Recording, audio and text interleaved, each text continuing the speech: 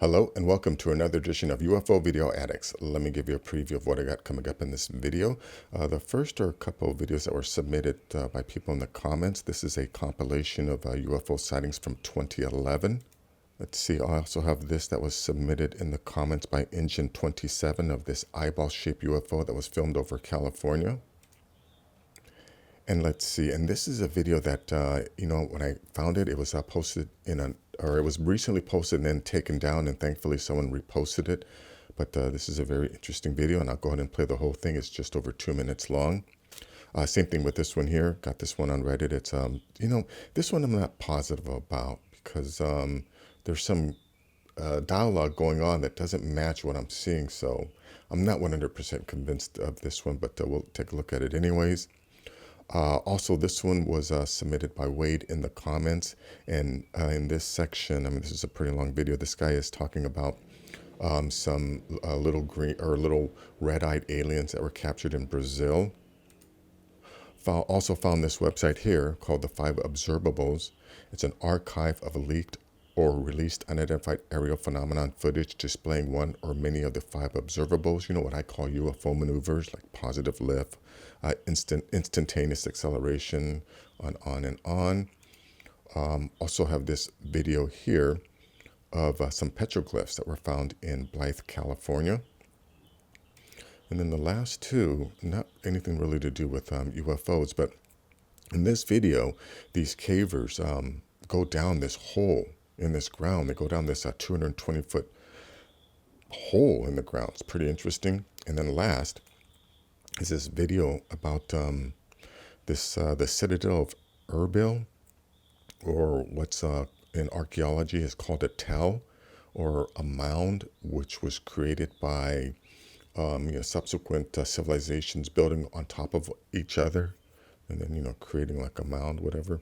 But anyways, let's take a look at this first video here. Like I said, this was submitted by, I think, Wade in the comments. And in this video, it was a light that was seen in Jerusalem over like the rock of something. And this was actually seen a few times. So anyways, check this out. In the skies over Jerusalem. And why did it stop over one of the most treasured sites in Christianity? There's a new video this morning that some say may be proof we're not alone in the universe. A UFO in the form of a bright light is seen descending over the dome of the rock in Jerusalem. The video is said to be taken over the weekend. Then suddenly the light shoots up into the sky. You see it. Another video from a different angle appears to show the light doing the same thing. Now it is sparking intense. Yeah, now that thing has happened more than once too. And later on in this video, there's also this other thing that, let's see, where's it at? Oh yeah, now this is something that I've said, now this happened in January of 2011, but this phenomenon has happened several times. I've seen, more than at least 5 videos of this exact same maneuver being done by these lights. But anyways, check this out. Oh my gosh!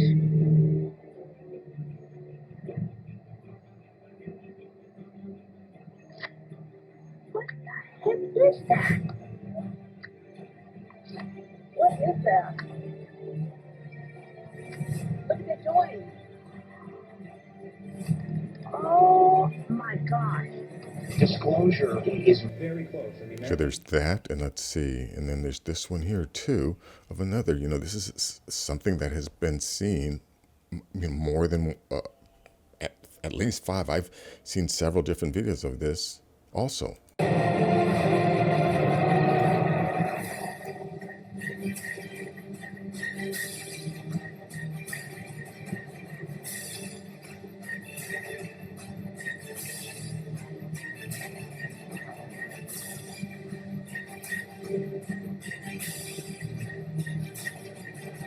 You see, now those lights, like our neighbors monitoring our launch. Is this something that we launched? And then those lights are maybe doing something to this. Anyways, the link to this video will be in the description. Let's go to this other one. Okay, now this one was submitted by Engine 27 of this strange drone object that was seen over Los Angeles.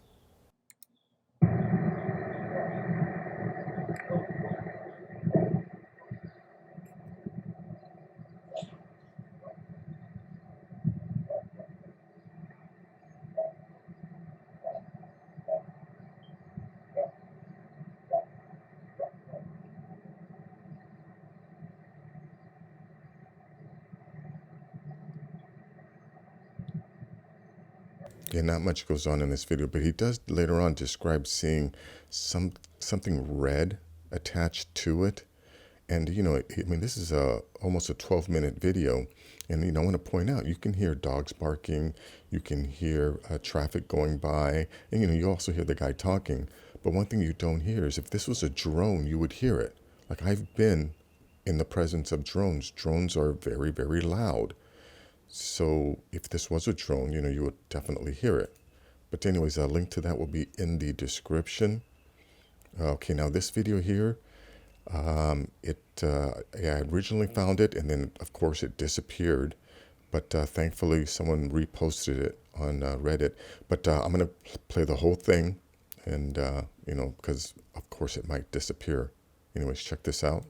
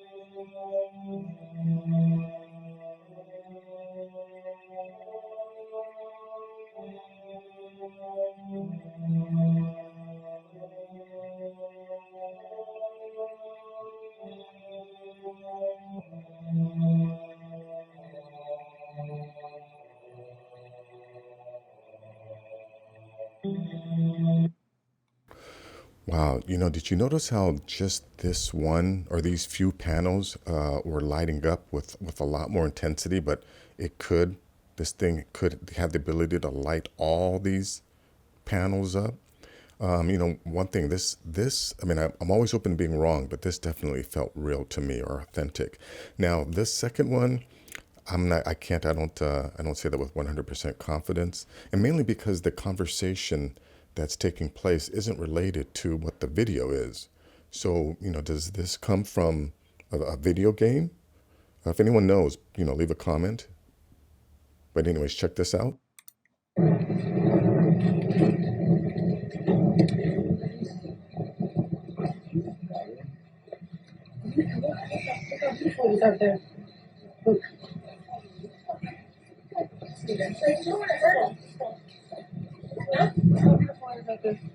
Wow. God, it is so gorgeous. Gorgeous.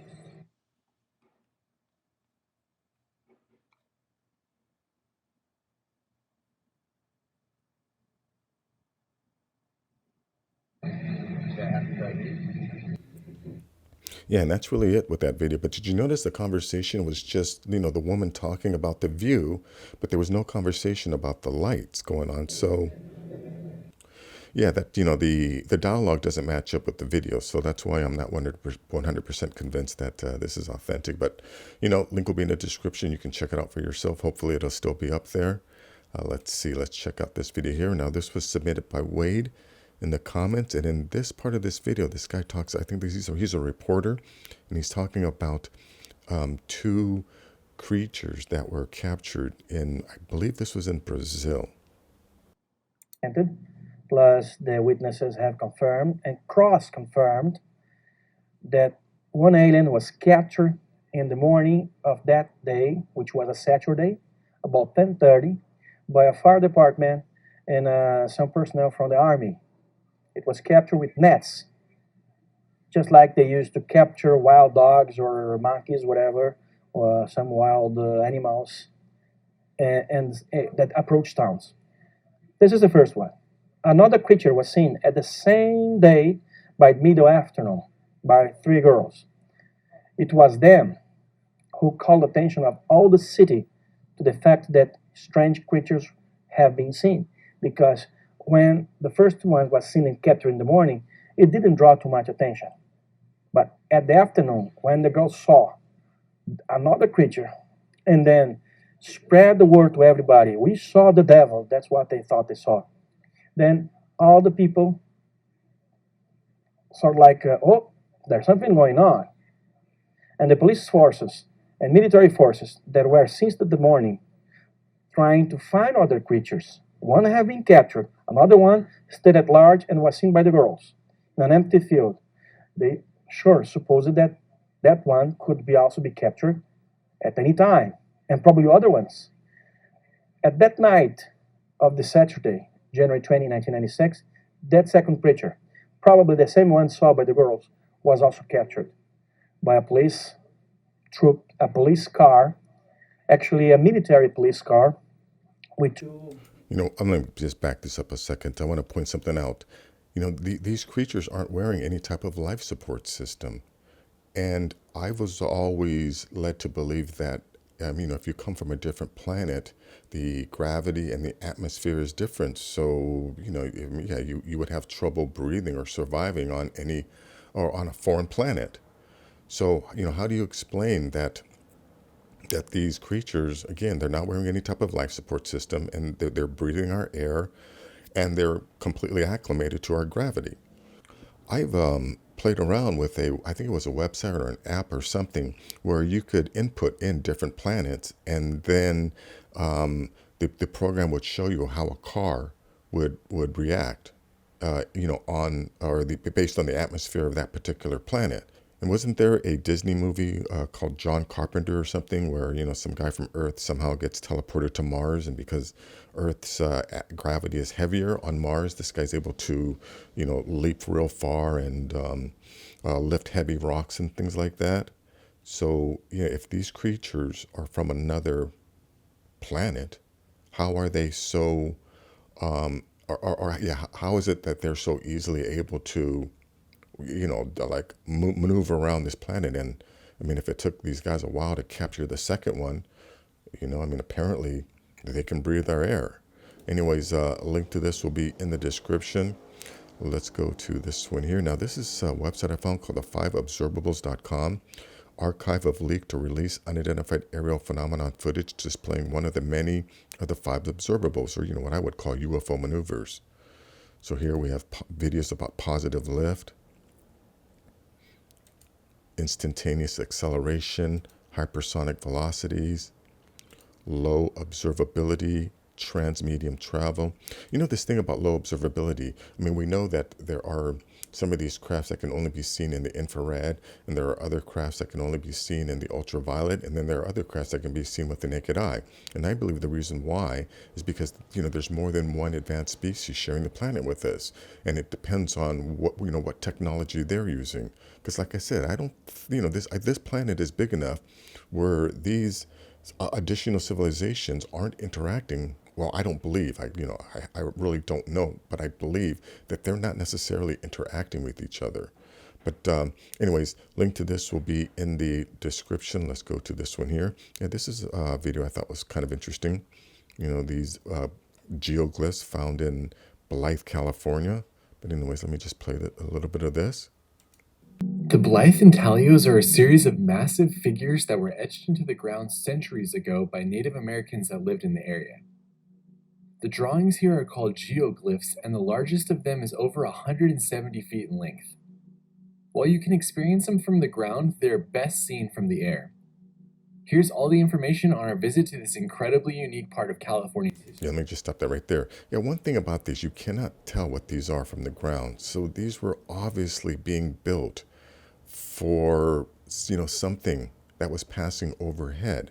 And like I've always said, the pilots of these crafts have always been on Earth, and our ancient ancestors saw them. And this is them trying to communicate with them.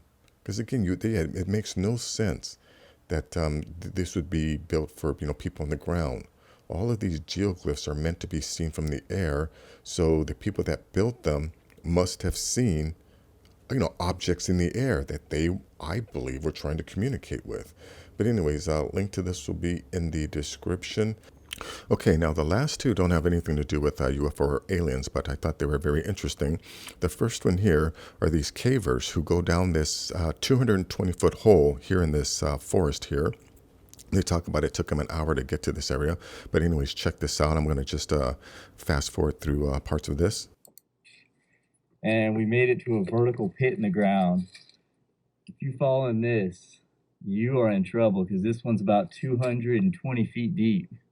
So we're going to rig up some ropes and go down into it. All right. Right, so you see here, this is where they start out. And then this is okay, right here is the first drop, or the first entrance, and then this is when he hits the drop off. So check this out. Deep. All right, here I go. Oh, this is crazy.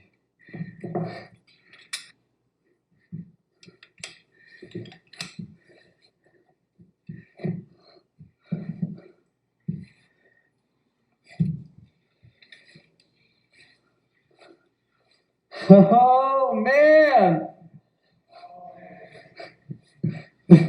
This is wild.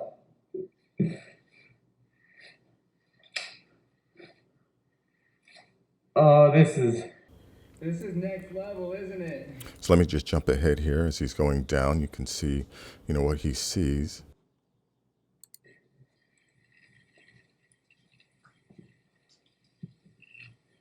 Oh my God, I'm still what, like 100 feet up?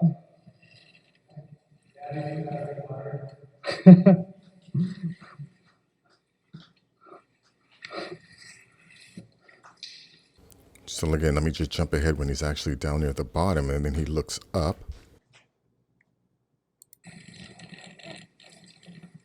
Woo!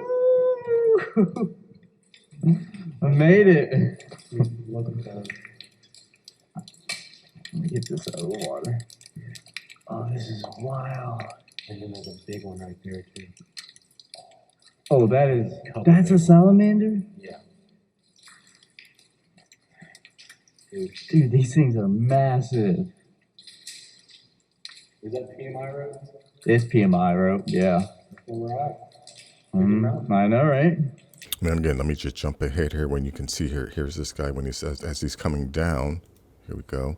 Check out this guy here. Gives you an idea of the size of this place. Yeah.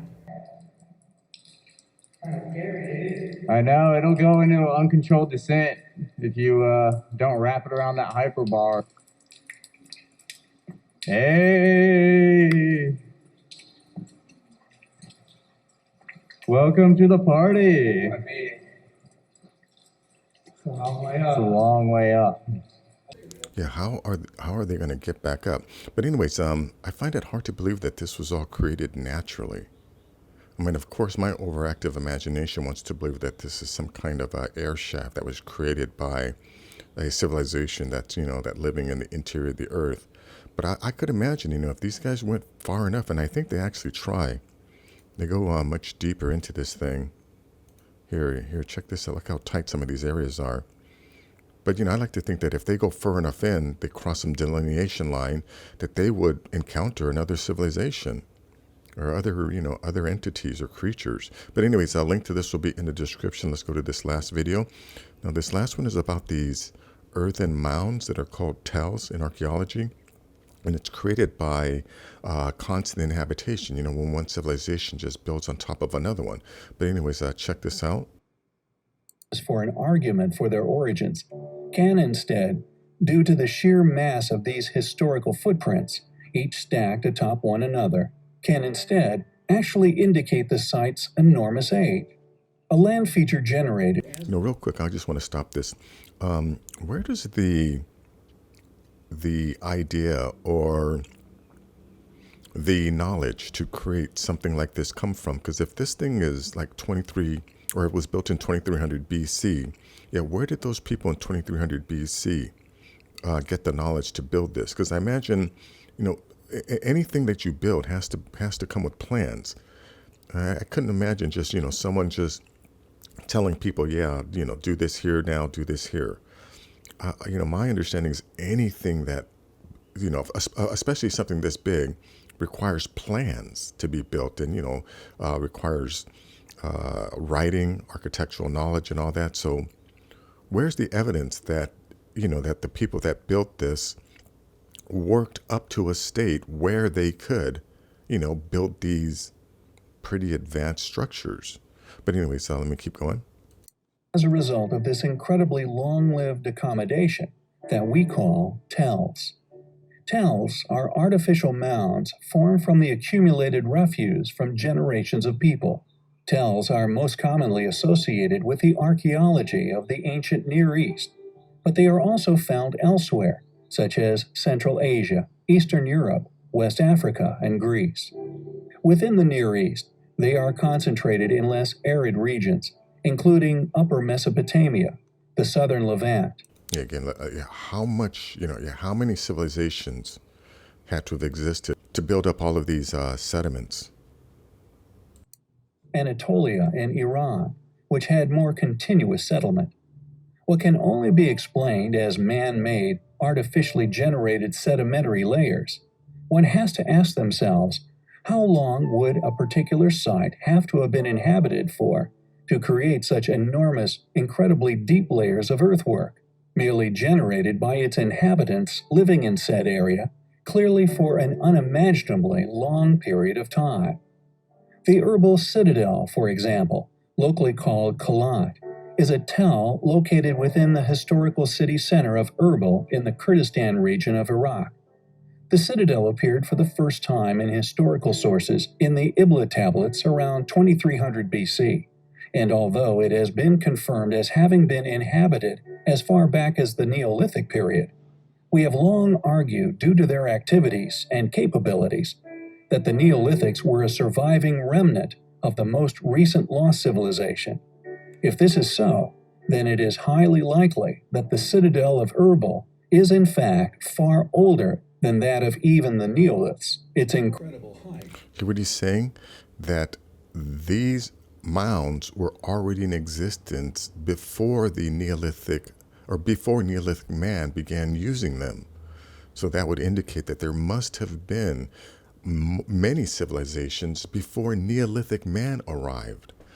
But anyways, I think that's very interesting. Link will be in the description. That is going to be it for this video. If you like things like this, please give this video a thumbs up. Please share this video. And if you're new to the channel, please subscribe. I'll have more things like this. Take care.